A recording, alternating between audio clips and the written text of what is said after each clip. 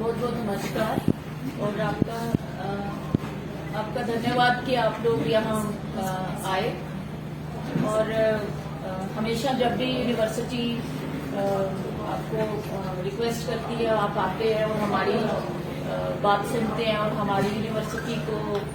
आगे बढ़ाने में हमारा योगदान हो जाता है। सो ये एक ऐसा दिन, it's such an occasion every 5th September every year we have started to celebrate the foundation day of University of Jammu. So उसी के चलते आज ये आपको रिक्वेस्ट किया गया कि आप आके हमारी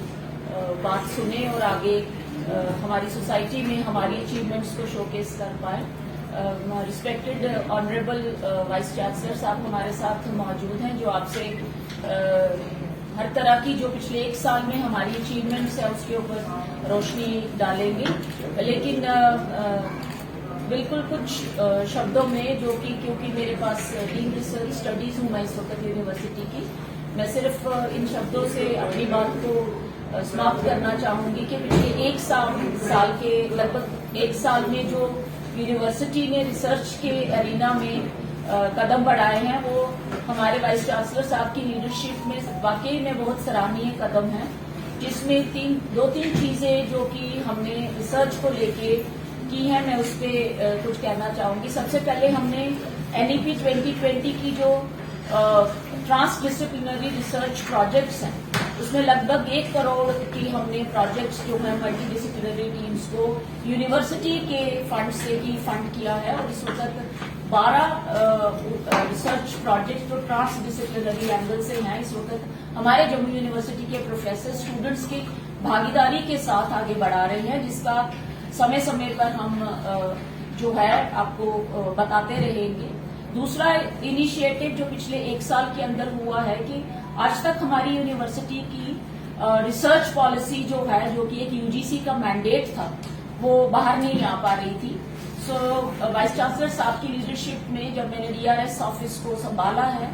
सो मुझे ये कहते हुए बहुत खुशी हो रही है कि उसके 5 वर्टिकल्स जो हैं उसके दायरे में उसको सामने रखते हुए एक रिसर्च पॉलिसी जो यूनिवर्सिटी की है, अगर आप वेबसाइट पे जाएं आप देख पाएंगे। सो research policy of the university of Jammu 23-24 is already on the website, आप चाहें तो उसको आप परचेज कर सकेंगे। तीसरा जो योगदान बहुत बड़ा जो मैं समझती हूँ कि इस वक्त हमारी यूनिवर्सिटी ने पिछले 1 साल में लिया है, PhD स्टैट्यूट्स लास्ट जो हमारे यूनिवर्सिटी में अप्रूव हुए थे वो 2019 में थी। इस दौरान UGC ने समय समय पर, जिसमें स्पेशली UGC 2022 की MSP गाइडलाइंस के तहत हमारे स्टैट्यूट्स तो 2024 की जो हमारी एडमिशन हुई है लेटेस्ट गाइडलाइंस जो UGC की है उसके दायरे में रहते हुए हमारी यूनिवर्सिटी ने पहल की है।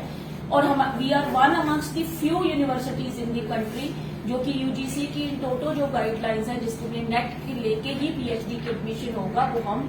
फॉलो कर रहे हैं। और वो भी स्टैट्यूट्स जो हैं वो 2024 के आपको यूनिवर्सिटी की वेबसाइट पे मिल जाएंगे, जिसमें फुल टाइम और पार्ट टाइम जो PhD है उसके ऊपर